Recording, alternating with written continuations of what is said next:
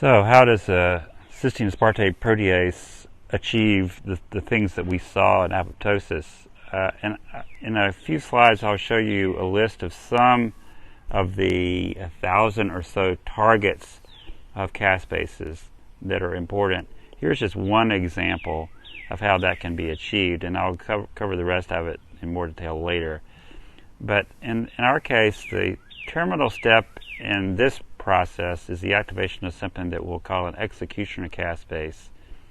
So in this diagram, what's happening is that caspase is proteolytically cleaving a protein called ICAD that leads to the activation of something that's called CAD, and it's caspase-associated DNase. So that enzyme was inhibited in the form bound by ICAD, so the caspase clips the inhibitor, releasing the active DNase, and it chops on either end of nucleosomes, and that generates this fragmented DNA pattern that's really characteristic of apoptosis. So that's just one simple way that you can use caspase activity to achieve something that's part of the apoptotic pathway, that fragmentation of the DNA. And it's presumed that that fragmentation just generates nice bite-sized fragments of nucleic acid that can be served as nutrients for the phagocytic cell that happens upon that apoptotic body. This diagram is an antibody stain for a receptor that recognizes signals from the outside that says undergo apoptosis. We'll talk about that later. Let's go back to the executioner caspases. These are shown over here. They are a member of a large family of enzymes that includes different types of caspases that are distinguished by the prefix that comes before them. So there are activator caspases whose job is to activate the executioner caspases, and this will all make sense in just a bit. But for now, the distinction between those for the time being is an additional so-called prodomain at the N-terminus of the activator caspases that's not present in the executioner ones. This is going to be important in the regulation of apoptosis in general and the activation of these so that they can activate these. And it's an example of something that I mentioned a long time ago, the zymogen property of that's very common with proteases, that they are constructed as inactive precursors to save the rest of the cell from inappropriate proteolytic activity. But when you remove that prodomain, they become active. And that removal is, of course, a proteolytic event itself.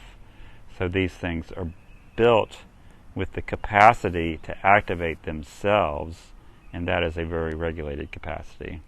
I won't talk at all about the inflammatory caspases. Those are associated with immunology. I'll skip this family for now, and then after talking about the caspases and their activation, I'll talk about the APAP family. That was the CED4 homologue from the original C. elegans studies. So the rest of this diagram, which is taken from a nice review in Nature, describes some of the pathways that lead to the activation of the so-called executioner caspases. And it's really hard to find a diagram of apoptosis that doesn't have a skull and crossbones. And I'll show you another one before too long, as a matter of fact. I really hate that because what it seems to indicate is that apoptosis is this bad thing, it's a poison.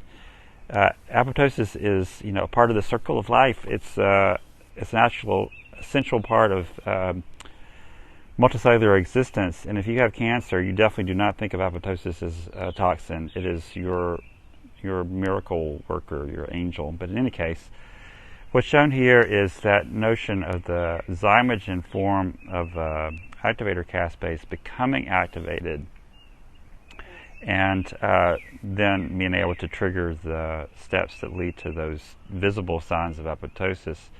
And that comes from two different directions. There's a so-called extrinsic pathway that involves signals that come from the outside, leading to the activation of one type of activator caspase, caspase 8, that then activates the same executioner caspase as this other pathway that goes by the name of either intrinsic to distinguish it from extrinsic and indicate that it's coming from inside the cell, or it's often called the mitochondrial pathway because it features as kind of an intermediate stage of important involvement of the mitochondrion in that cytochrome C, which is in the bioenergetic sense floating around in here in the intermembrane space and doing its job of electron transport, is released into the cytoplasm.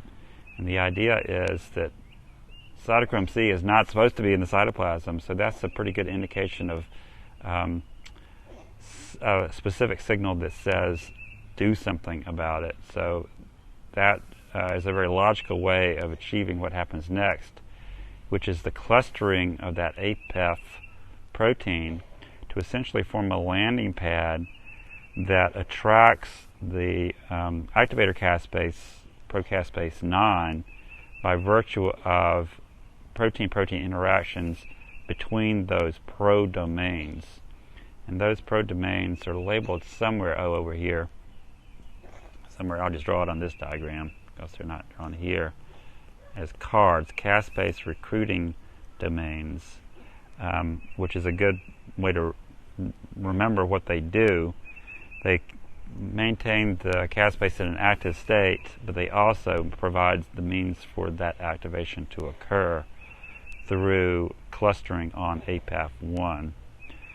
And that leads to the ultimate activation of caspase 3. And while I'm here, I wanted to do this because this arrow is going to the wrong place. It should be over here, or maybe here.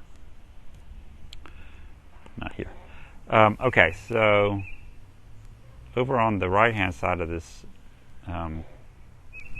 panel is a figure from your text that I really like in this part, the pseudo three-dimensional representation of APAF and the procaspases that are lined up along it. So here you have the card and the domains of caspase 9.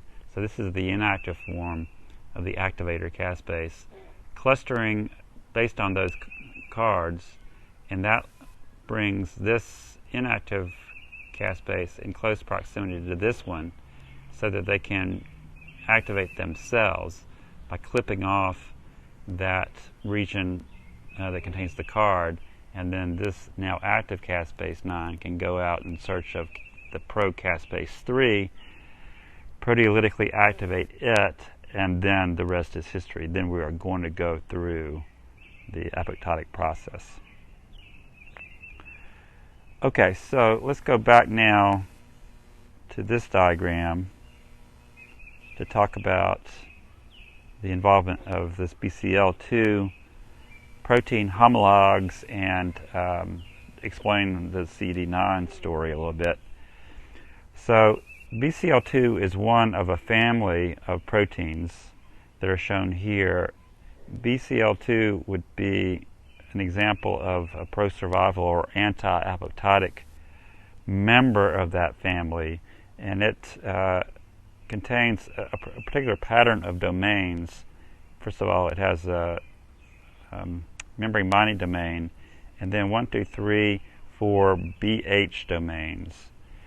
Whereas other members of the family might contain fewer than 4 of those BH domains and have different ones and be pro-apoptotic. So they would, for example, have BH3, BH1, and BH2, and not BH4. So BH4 is kind of a signature of pro-survival, and the absence of it tends to confer or stimulate the apoptotic process. And then there are very important proteins that only have the BH3, and they are pro-apoptotic regulatory functions associated with the overall pathway and control of it. So this diagram doesn't describe that particularly well, so I'm going to move on to one that I think does a pretty good job of it. Since it's over on the left-hand side, let's do this one first, because this does a little bit better job of describing the extrinsic pathway, and we don't need to worry about the BH proteins for it. It's very direct, so let's do that first. So here you have receptors on the cell that is going to undergo apoptosis, the so-called FAST receptors that were stained by fluorescent antibodies in the previous diagram that I showed you. But what's going to happen is the cell that is going to instruct this cell that its time has come is going to interact through receptor interactions, and that's going to trigger an event that occurs on the cytoplasmic side of the cell that's going to undergo apoptosis by virtue of the formation of something that's referred to as a disc. So what's happening here is different domains, but besides the cards, but kind of similar concept-wise, associate and cluster. So there is the protein FAD that is essentially just an adapter protein. It has a link between the FAST receptor and the caspases that we need to activate. So as a result of the presence of the active receptor, you get protein-protein interactions between that adapter protein that lead to the clustering of the procaspase 8 such that it can activate itself and therefore become the agent of the later steps of apoptosis. Over here is a diagram that I was alluding to as containing what I thought was a little bit better description of the regulatory events associated with the mitochondrial pathway in particular, although the extrinsic pathway is shown here. But here's that release of cytochrome C that we talked about, the formation of that cluster of APAF molecules that is referred to as the apoptosome, however you want to pronounce that stupid word. At least the activation of an activator caspase, at least the activation of a executioner caspase, and once again, skull and crossbones. But now we can sort of talk about some of the things that we've mentioned in the signaling lectures, for example, and that is there have been a whole lot of things that pointed to either survival or maybe apoptosis directly. So to make sense of those, let's start over here with BAD, because this is a protein that we've seen in the Wikipedia diagram, and some other ones may be associated with the PI3 kinase pathway. But what's going on here is, first of all, an indication of what pro-survival means. So BCL2 is the original pro-survival protein, and what it's doing here is associating with BAD, and although this will make sense at the moment, but I can tell you is that essentially inactivates BAD. It keeps it from doing something else. And the objective of doing that is to prevent BAD from triggering apoptosis.